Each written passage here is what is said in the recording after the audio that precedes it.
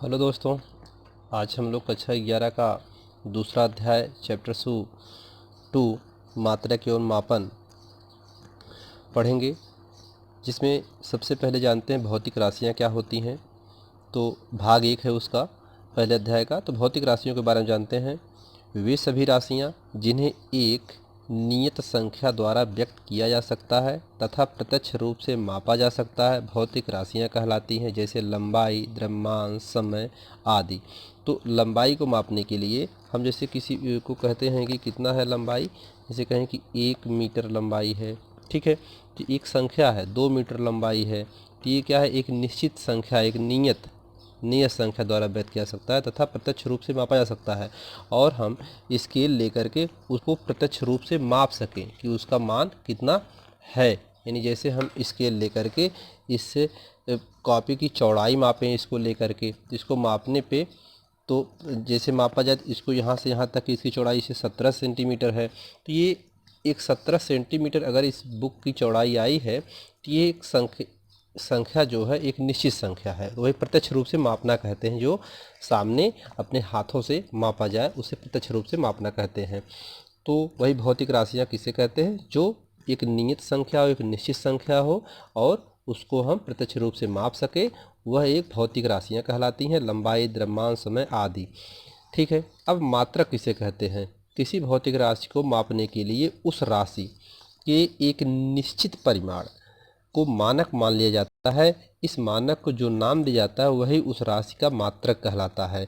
मतलब जैसे अभी हमने लिखा कि 17 सेंटीमीटर, 1 मीटर, 2 मीटर, या लिखें 5 किलोग्राम, या लिखें कि 10 सेकंड लिखें। तो ये सब क्या है, ये सब मात्रक है। हमने मान लिया कि इसकी जो चौड़ाई है बुक की वह 17 सेंटीमीटर है। तो सेंटीमीटर क्या है, एक मात्रक है। मीटर क्या है, मात्रक है। किलोग्राम क्या है, मात्रक है। तो वही यहाँ पे कहा जा रहा है कि किसी भौतिक राशि को मापने के लिए उस राशि के एक निश्चित परिमाण को मानक मान लिया जाता है। निश्चित परिमाण क्या है, 17 है, 1 है, 2 है, 5 है, 10 है, ये सब निश्चित परिमाण हुए। उसके इन मानकों को जो नाम दिया, इसका मानक का नाम क्या दिया गया, सेंटीमीटर, मीटर, किलोग्राम, सेकेंड, या कहा जाए कि 50 डिग्री सेल्सियस। तो ये सब क्या है, ये हमारे निश्चित मानक हैं। 1, 2, 50, 10, 5, 17 जो भी हैं, और इसके साथ ये सब क्या हैं, इसके मात्रक लगे हुए हैं। तो वही कह रहा है, किसी भौतिक राशि को मापने के लिए उस राशि के एक निश्चित परिमाण को मानक मान लिया जाता है। तो इस मानक को जो नाम दिया जाता है वही उस राशि का मात्रक कहलाता है। तो हम लिख सकते हैं, जैसे 2 मीटर भी लिख सकते हैं, 50 डिग्री सेल्सियस लिख सकते हैं, 5 किलोग्राम लिख सकते हैं। तो आपको समझ में आया होगा अभी। इसके बाद मापन क्या है, तो किसी भौतिक राशि को उसके मात्रक से तुलना करने को ही मापन कहते हैं। यानी जैसे हमने लिखा कि 2 मीटर लिखा, अब इसका ये क्या है, मात्रक है। अब ये इसका भौतिक राशि क्या हुआ, इसमें मात्रक हुआ, मीटर हुआ। अब इस मीटर को भौतिक राशि से तुलना करते हैं, कोई भौतिक राशि हो इसमें 2 और मीटर, तो हमने इसकी कितनी बार तुलना किया, मीटर की 2 बार तुलना किया। 50 डिग्री सेल्सियस 50 बार तुलना किया, 5 किलो को 5 बार मापा गया, तो उसे कहते हैं मापन कहते हैं। अब किसी भी भौतिक राशि को मापने के लिए किन्हीं 2 बातों की आवश्यकता होती है। एक तो होता है मानक मात्रक, दूसरा होता है संख्यात्मक मानक मात्रक क्या है, अभी हम ऊपर पढ़ करके आ रहे हैं। मानक मात्रक और मापन बहुत इंपॉर्टेंट है, आप इसको समझते रहिए। तो यहाँ से आता है, देखिए मापना तो सब लोग लगभग सब लोग जानते हैं मापना, लेकिन इसको एक साइंस मेथड से जानना बहुत ज़रूरी है। जब हम पढ़ते हों साइंस को तो और ज़रूरत पड़ जाती है इस चीज़ को अच्छी तरीके से समझने के लिए। तो आइए आगे देखते हैं, मानक मात्रक क्या होता है। राशि का मात्रक जिसमें उस राशि को मापा जाता है मानक मात्रक कहलाता है। उस राशि को हम जिसमें मापें, जैसे मीटर में माप रहे हैं, सेंटीमीटर माप रहे हैं, किलोमीटर माप रहे हैं, तो वही क्या कहलाएगा, मानक मात्रक कहलाता है। ठीक है, तो वही लिखा जा रहा है, राशि का मात्रक जिसमें उस राशि को मापा जाता है मानक मात्रक कहलाता है। संख्यात्मक मान जो उस राशि के परिमाण को व्यक्त करता है, अर्थात यह बताता है कि उस राशि, आगे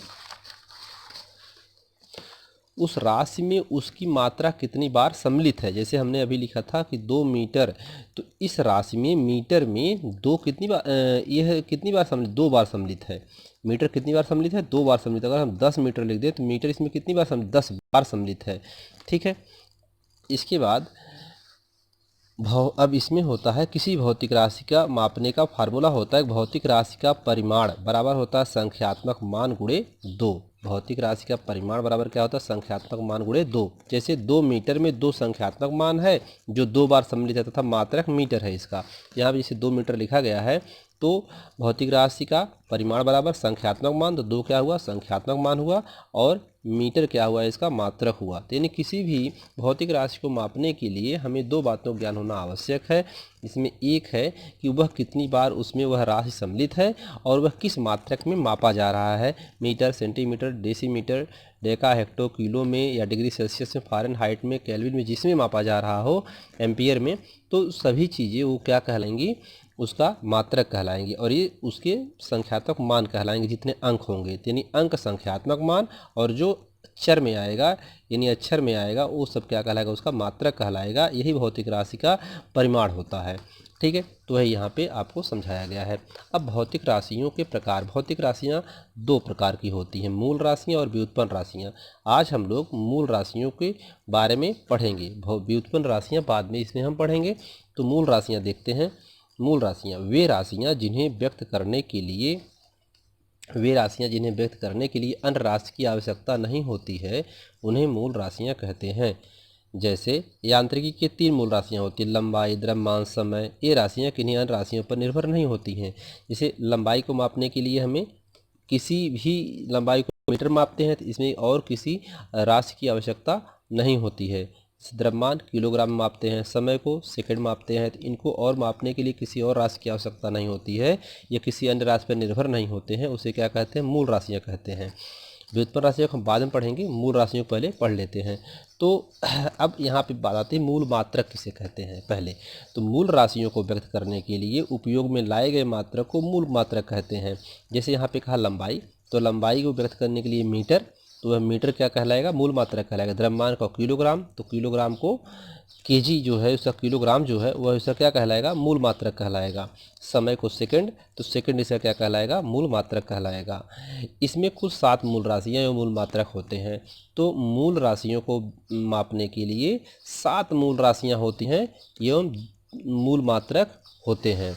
तो यहाँ पे आपको 7 मूल राशियों के बारे में बताया गया है। तो इसमें पहले राशि देख ले होता है, मात्रक, और संक्षेप या संकेत या संक्षेप में उसको कैसे लिखते हैं। तो अब सबसे पहला इसमें आता है लंबाई। लंबाई का मात्रक क्या है, मीटर। मीटर को स्मॉल एम लिखते हैं। द्रव्यमान, द्रव्यमान को किलोग्राम, किलोग्राम को केजी लिखते हैं संक्षेप में। समय का मात्रक सेकंड होता है, यस लिखते हैं। ऊष्मागतिकी, ऊष्मागतिकी ताप, ऊष्मागतिक ताप का होता है केल्विन, डिग्री सेल्सियस या फ़ारेनहाइट, तो इसको के, केल्विन को के, डिग्री सेल्सियस को यहाँ हमने हिंदी में नहीं लिखा, आप डिग्री सेल्सियस भी लिख सकते हैं। तो डिग्री सेल्सियस को 0 यानी डिग्री इसको बोलते हैं ऊपर लिखा जाएगा, यहाँ इसको सेल्सियस बोलते हैं सी से। तो ऊष्मागतिकी ताप हो गया। ज्योति तीव्रता, कैंडिला होता है, कैंडिला को सी स्मॉल सी और डी लिखते हैं। वैद्युत धारा, वैद्युत धारा का मात्रक एम्पियर होता है, इसको सिंबल ए होता है। पदार्थ की मात्रा, पदार्थ की मात्रा मोल होता है, जो केमिस्ट्री में ज़रूरत पड़ती है इसकी, तो मोल होता है, तो मोल को मोल ही बोलते हैं। तो 7 मूल मात्रक आपको याद रखने हैं। कौन कौन से, लंबाई, द्रव्यमान, समय, ऊष्मागतिकी, ज्योति तीव्रता, वैद्युत धारा और पदार्थ की मात्रा। इसके मात्रक याद करने हैं। लंबाई का मात्रक मीटर, द्रव्यमान का किलोग्राम, समय का सेकंड, ऊष्मागतिकी का होता है केल्विन या डिग्री सेल्सियस, ज्योति तीव्रता का होता है कैंडिला, वैद्युत धारा का एम्पियर, पदार्थ की मात्रा का मात्रक होता है मोल। तो इस पहले वीडियो में आज इतना ही। कल हम आपको मूल राशियों के कुछ और इनकी परिभाषाएं बताएंगे। मूल राशियों की परिभाषाएं बताई जाएंगी कुछ। इसके बाद फिर हम शुरू करेंगे व्युत्पन्न राशियां। तो पहले एक राशि के जितने सारे कंसेप्ट हैं उसको क्लियर कर लेते हैं, फिर आगे हम लोग अगला व्युत्पन्न राशियां पढ़ेंगे। तो वीडियो अच्छा लगा हो तो लाइक करें, सब्सक्राइब करें। धन्यवाद।